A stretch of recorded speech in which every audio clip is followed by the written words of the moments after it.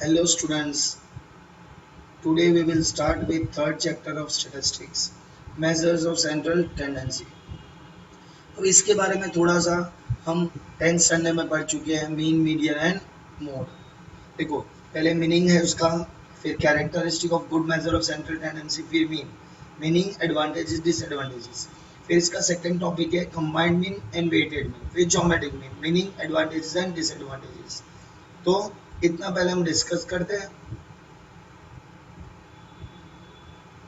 पहले तो मीनिंग है, the large volume of statistical data can be organise by classification and tabulation, मतलब सही वे में प्रेजेंट कर सकते हैं। This shows certain characteristic of given data, मतलब जब हम उसको क्लासीफाई या टेबुलेट करेंगे तो हमें उसकी कुछ कैरेक्टरिस्टिक पता चलती है। The diagram and graph drawn from the data shows it's trend, मतलब वो इंक्रीज हो रहा है या डिक्रीज हो रहा है, pattern. It helps in visual representation, interpretation and comparison of the data. Graph and diagram हमें इंटरप्रिटेशन और कंपैरिजन में मदद करते हैं। We need more concise and numerical representation of the data for further statistical analysis, मतलब हमें perfect और short में हमें डेटा चाहिए जिसके बेसिस पर हम स्टडी कर सकें। Let us understand with some illustration. Suppose a person is planning his monthly budget. The expense on every commodity is a variable which change according to the quantity consumed and the market price. Suppose he want to decide the amount to be spared for milk, मतलब milk में वो कितना पैसा खर्च करेगा. He has a value of milk expense for past 10 months. He want to represent value from this data to provide for the expense on milk in his budget. मतलब उसको decide करना है कि कितना वो मिल्क के लिए बजट रख सकता है। A representative value of more than one set of data can be used for the comparison and further for taking future decision. We will illustrate by the following situation. Suppose a company wants to compare sale of two products produced by it. The sale vary from day to day, मतलब हर रोज की cell अलग अलग है। The company has a data sale of 50 days. The pattern displayed by the sale of two products can be compared for the frequency distribution obtained from this data. But company needs some exact number to describe the data of sales of two products or further conclusion in comparison. In most of the graph drawn for various frequency distribution, one can observe the common pattern that the value of the variable are concentrated around a certain center value. एक center value के आसपास सारी value होती है. This characteristic of the data is called central tendency.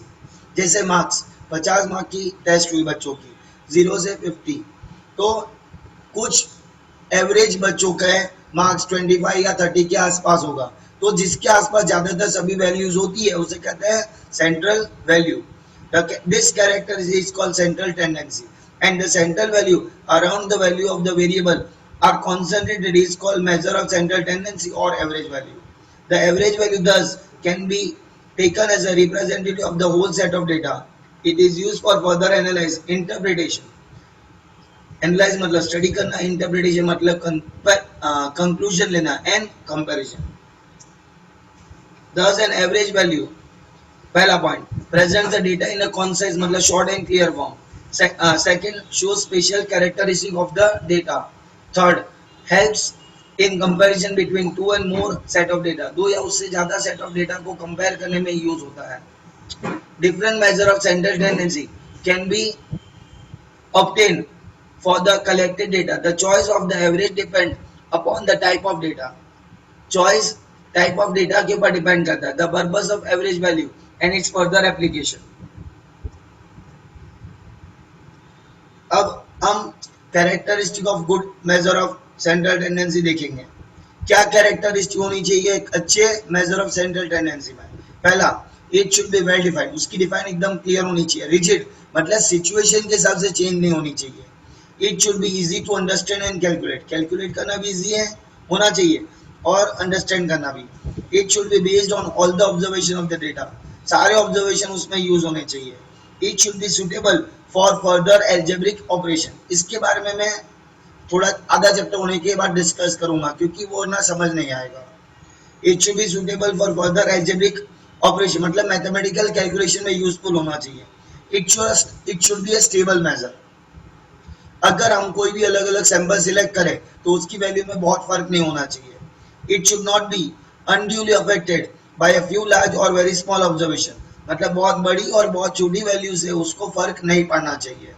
We will discuss some measures of central tendency which are widely used in data analysis, जैसे mean, फिर median and other positional average जो इस standard में पढ़ेंगे, and mode. Arithmetic mean मतलब mean, this is one of the most commonly use average, इसका symbol x bar होता है, इसका सिंबल एक्स बार होता है। Meaning arithmetic mean is defined as the value obtained by sum of all observation divided by total number of observation। ये रही उसकी formula, x बार, उसमें x1 x2 up to xn add करेंगे divide by n, मतलब x bar की value sigma xi upon n। ये ungroup data की mean की फॉर्मूला है, एकदम सिंपल है। The following data show the number of scooter daily repaired in a garage, find the mean number of scooter repair per day. तो ये एक, पहले दिन 7, दूसरे दिन 13, फिर 4, 8, 6, 9, 10, 4, मतलब n कितना है 8, 8 नंबर है। तो x बार कैसे आएगा, सिग्मा x अपॉन n, मतलब ये सारी x की वैल्यू को ऐड करेंगे डिवाइड बाय n करेंगे तो 7.63 ये मीन आ गया। Thus mean number of scooter repaired per day in the garage is 7.63। ये जो हमने किया वो अनग्रुप डेटा, अनग्रुप डेटा मतलब जब फ्रीक्वेंसी नहीं होती तब, और ये डायरेक्ट मेथड थी उसमें। अब इसमें शॉर्टकट मेथड है, अनग्रुप डेटा में शॉर्टकट मेथड, उसकी फॉर्मूला ये है x bar equal to a plus sigma D upon A मतलब अज्यूमिंग। अब उसके बारे में समझाता हूँ। सिग्मा डी कैसे निकालेंगे, d1 plus d2 up to dn। D कैसे निकालेंगे, x minus a। If the value of the observation are very large, the calculation can be simplified by using assumed mean a. A is some constant value, preferably around the center of all observation. Assume mean a is subtracted from the observation x1, x2 up to n। ये formula highlight कर लेना, x bar equal to a plus sigma d upon n। The choice of the value of a does not change the value of mean, मतलब a कोई भी ले सकते हो, उससे मीन में कोई फर्क नहीं पड़ेगा। The rainfall in millimeter at different places of a district was recorded as 126, 110, 91, 115, 112, 80, 101, 93, 97 and 130। तो 10 डिफरेंट प्लेस मतलब n की वैल्यू 10 आ गई।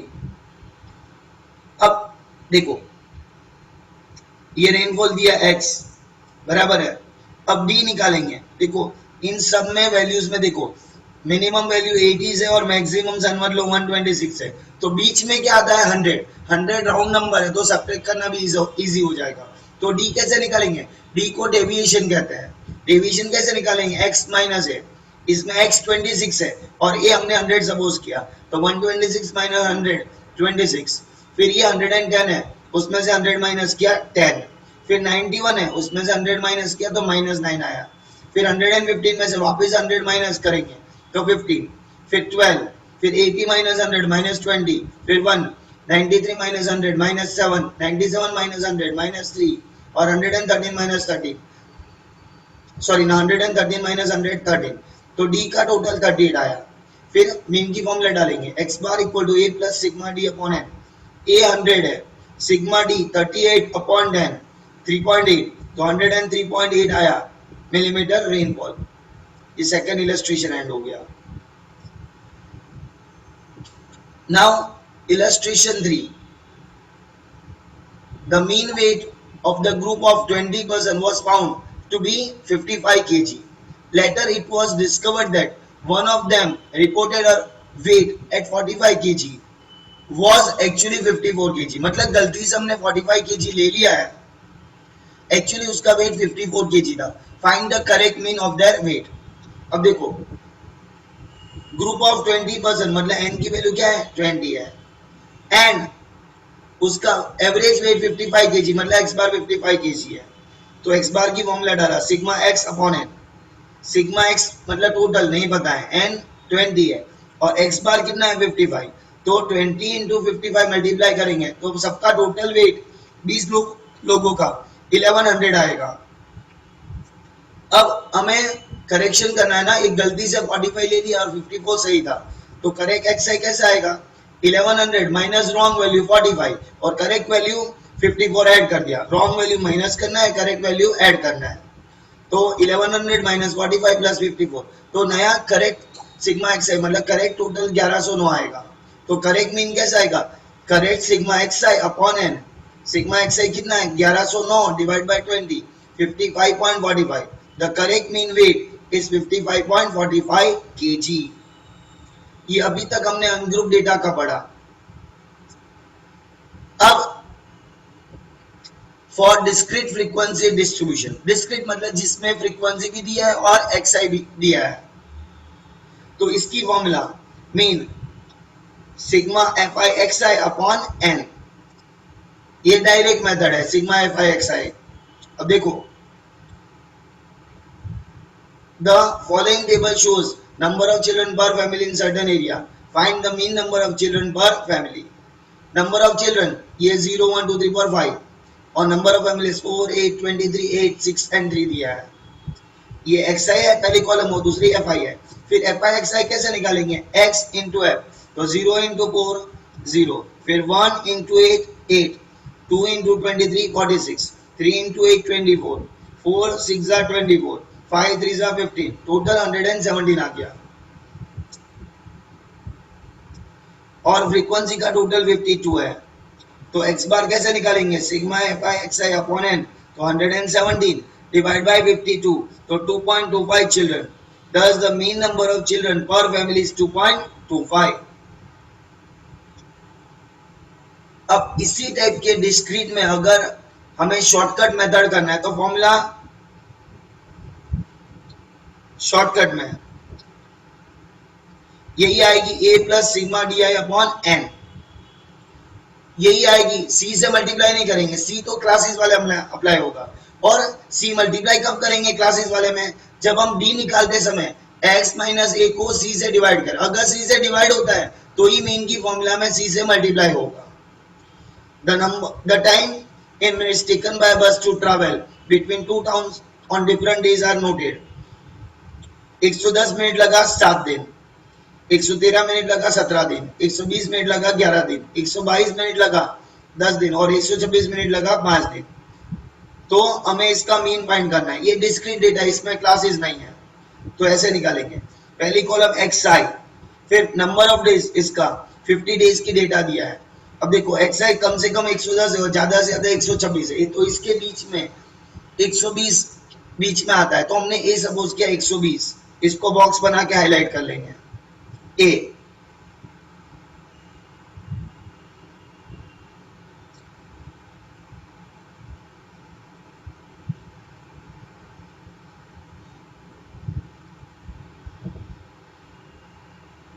ये हमारा ए की वैल्यू आ गई, ये हमारा ए हो गया 120। फिर डी कैसे निकालेंगे, x माइनस ए, 110 x था और a 120 था, तो 110 में से 120 माइनस करेंगे -10, 113 में से 112 माइनस करेंगे -7, 120 x है उसमें से a माइनस करेंगे 120, फिर 122 माइनस 122, फिर 126 माइनस 126, ये डी आ गया। फिर f और d को मल्टीप्लाई करेंगे, 7 इंटू -10 -70, फिर 17 इंटू 7 माइनस 119, फिर 11 इंटू 0 0, फिर 10 माइनस 2 20, सॉरी 10 इंटू 2 20, फिर 5 6 30, इसका टोटल 139 माइनस में आया। फिर फॉर्मूला डाल देंगे,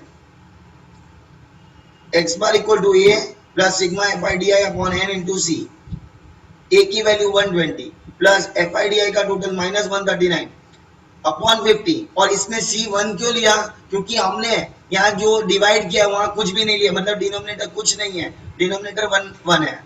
देखो यहाँ डी क्या लिया, x माइनस ए अपॉन कुछ भी नहीं है, सी मतलब डिनोमिनेटर कुछ नहीं मतलब 1 है, इसलिए सी से मल्टीप्लाई किया, और सी लिखना जरूरी नहीं है।